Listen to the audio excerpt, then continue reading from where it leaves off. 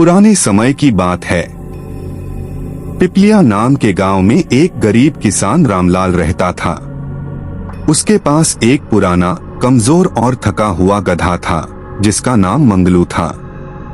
मंगलू ने सालों तक रामलाल के खेतों में मेहनत की थी, बोझा उठाया था, लेकिन अब वह बूढ़ा और कमजोर हो गया था।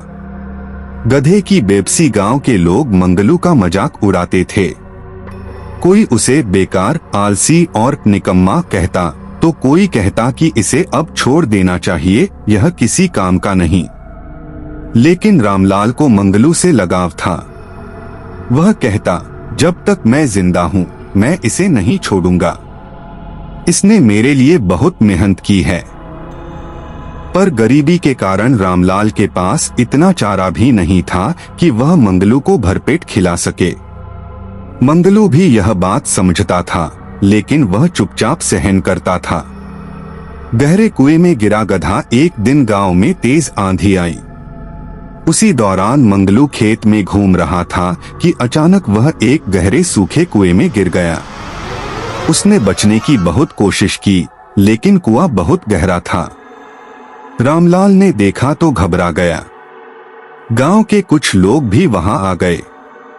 किसी ने कहा, इसे बाहर निकालने से कोई फायदा नहीं, यह बूढ़ा और बेकार है। कुएं को मिट्टी से भर दो, यही ठीक रहेगा। रामलाल दुखी था, लेकिन गरीब और लाचार होने के कारण वह कुछ कर भी नहीं सका। आखिरकार गांव वालों ने कुएं में मिट्टी डालनी शुरू कर दी। मंगलू ने समझ लिया कि अब उसकी मौत निश्चित है। गधे की बुद्धिमानी जैसे ही मिट्टी उस पर गिरती, मंगलू हिलता डुलता और मिट्टी को अपने पैरों से झाड़कर नीचे गिरा देता। फिर वह धीरे धीरे मिट्टी पर चढ़ने लगा। हर बार जब गांव वाले मिट्टी डालते तो वह उसे अपने पैरों से दबाकर ऊपर आता गया।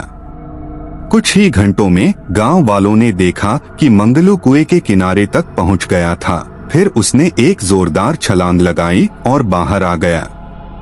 गांव वालों का सबक गांव वाले दंग रह गए।